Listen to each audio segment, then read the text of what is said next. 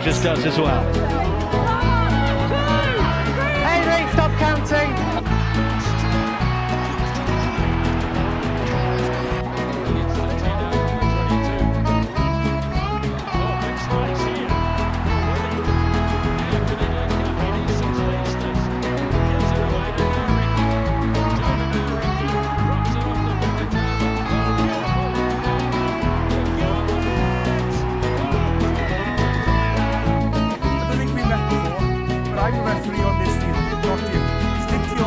Are you drawn? Welcome back to the channel and on to the Drawn Trailer.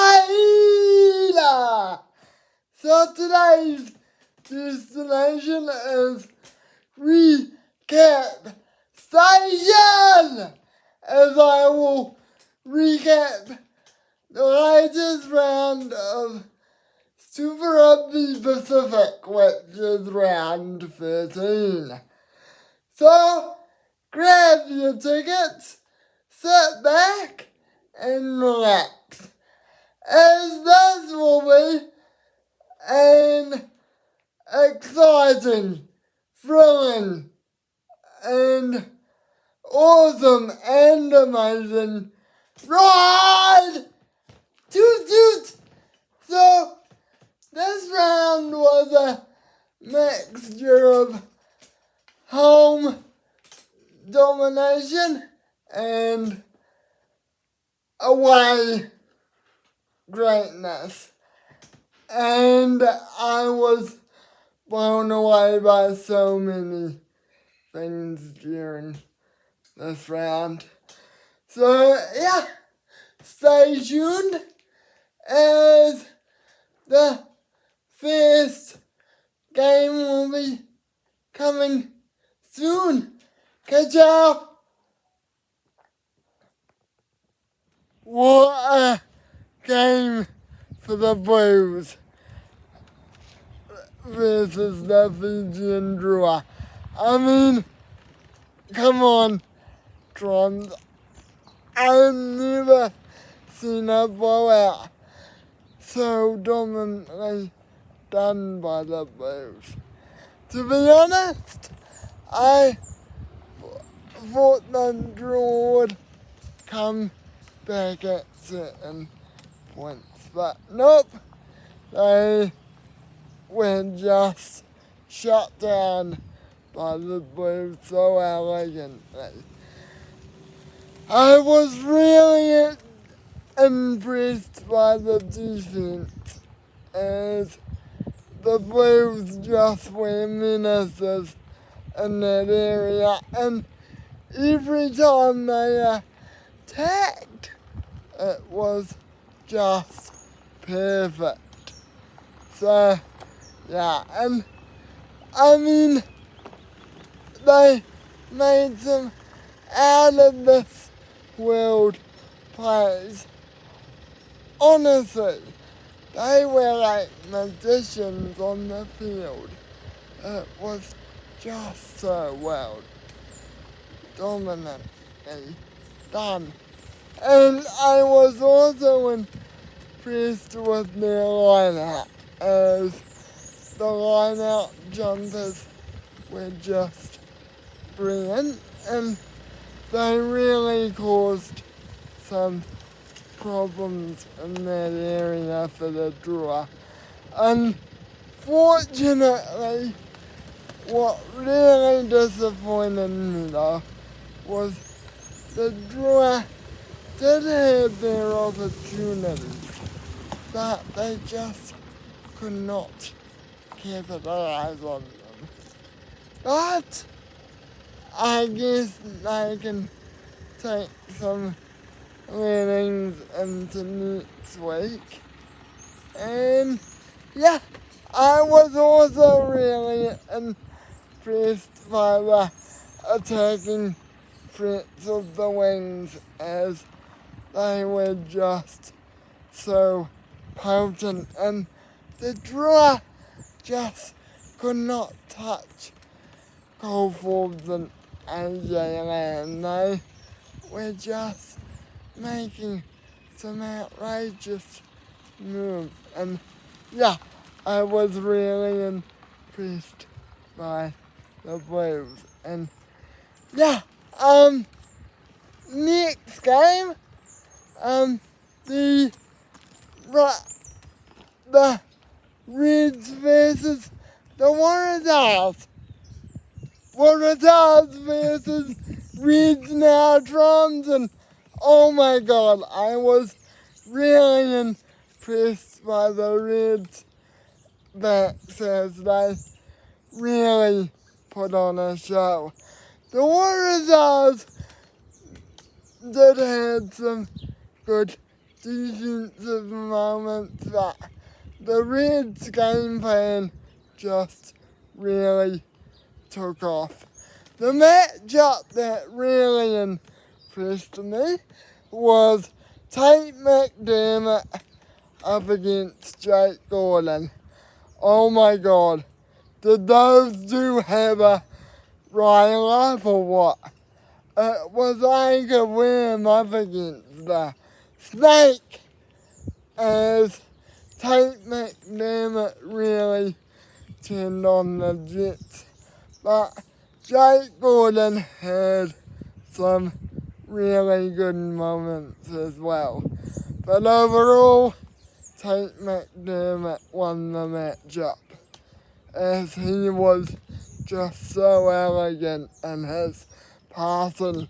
The Reds line out also really impressed me as they really were just menaces in that area. And the matchup between Siru Uru and, of course, my man, and the Waratahs number 6, I almost forgot his name then. That was just another good matchup. Siru Uru really impressed me, and he is definitely in Wallaby contention. There were certain moments that I would really want to talk about though, and that was when the Reds used the driving maul. They were just so elegant, and Richie Asiata was just really awesome at hooker. He's my MVP because, yeah man, he just hit his targets really well, and honestly man, he was just a dominant threat all game, and the Waratahs couldn't control him. It was just so cool to see. And the Reds really put on some technical plays. I was really impressed. They were like magicians on the field. And yeah, also, what really disappointed me about this match though was the lack of use of the inside backs, like the midfielders. Dre Perico and Filippo Gunu were just not used as much as I'd like them to be, and the Waratahs really eyed them, in particularly on defense. Overall though, really good game. I really hope the Waratahs can bounce back from this loss. Well done to the Reds, and honestly, Trons, they're my team to watch for in the finals. They just did some brilliant work. And yeah, anyway, next match, Crusaders up against the Chiefs. Crusaders versus Chiefs, now Trons, and oh my god, this was a ding-dong matchup from the start. Both teams really made some fantastic moves, and the forwards were just so elegant up against each other.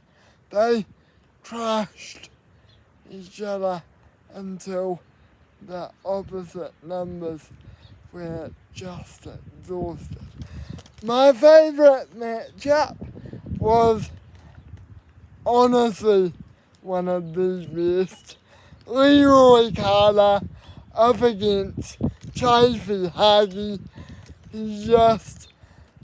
Leroy just blitzed through at crucial times during the match, and he was really given a curry up against them, and just it was so really awesome to see. And another one I want to highlight is Cody Taylor up against Brody McAllister. Honestly, those two went hit for heel in this one, and yeah, it was just so brilliant to see the two hookers go toe to toe. My favourite moment of their matchup was just the way they scrummed against each other. It was like 1 minute one man had the other hand, and then the next it was like Brody threw a punch at Cody or something during the scrum. It was just so well put and well matched up. I mean, those two just went tit for tat for the whole match. And I was also impressed with the lineup of both teams, as the Crusaders just blitzed the Chiefs in the first half. And then I do not know what Clayton McMillan did at halftime, but into the Chiefs storm! They just went haywire in the second half, particularly the outsides. Quintifier had another good one, and so did David Harvey. Those two really had it all in their matchup. And yeah, their ability of both teams to make something out of nothing. Honestly, it was just like an asylum of prisoners just got kicked out of a maximum security prison. Honestly, guys, it was such a good game. Anyway, I wish I could talk about this match all day, but I've got another game to do. So, next game and the final game, Western Force up against Brumbies. Brumbies versus Force Neutrons, and oh my lord, what a game. Where do I even start? The Brumbies just crushed the Force during key points during the match, and I was really impressed with the Brumbies line out and set piece area, as that was clearly not dominant. And yeah, it was just so good to see the Brumbies use their set piece to their advantage. I was also really impressed with the Brumbies' ability to create something from nothing, as they were just really dominant out on the left and right edges. My matchup of the game is Corey Toole up against Harry Potter. Two of the informed wingers coming into this one finally got to clash it out. Corey Toole really put on a stance and was just really dominant and out on that left edge. And Harry Potter, although he didn't have many touches, was still quite clinical with his defense. I was also impressed with the midfield combo of David Foley and Renita. Those two were just missing with the likes of Hamish, Stewart and Sean Tompkinson. Honestly, the Brumbies were just so clinical in the back play, and the real big matchup that I really want to highlight is Carlo Tizzano up against Rory Scott. Rory Scott was just pounded by Carlo Tizzano. He really created some opportunities for this gallant foresight and just was so good in doing so. His turnover work led to some great penalties, and it was just so awesome to see the informed Wallabies 7 at the moment just cause havoc. And another matchup I really want to highlight is Nick Billy up against Billy Pollard.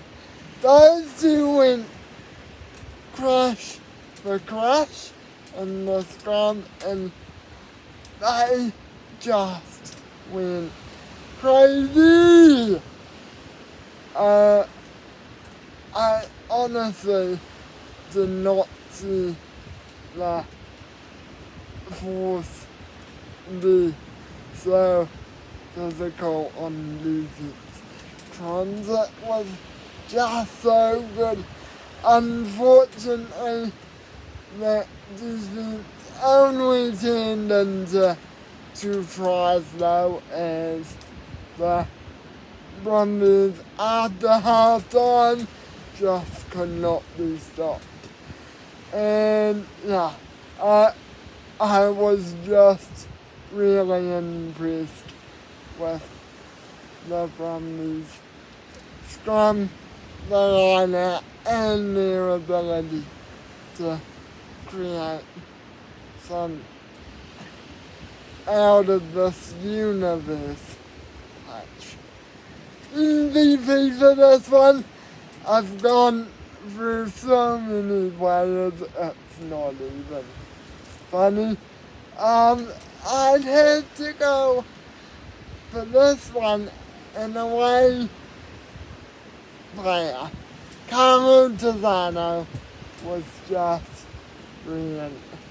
His matchup with Rory Scott really impressed me, and he just didn't even give Rory a sniff.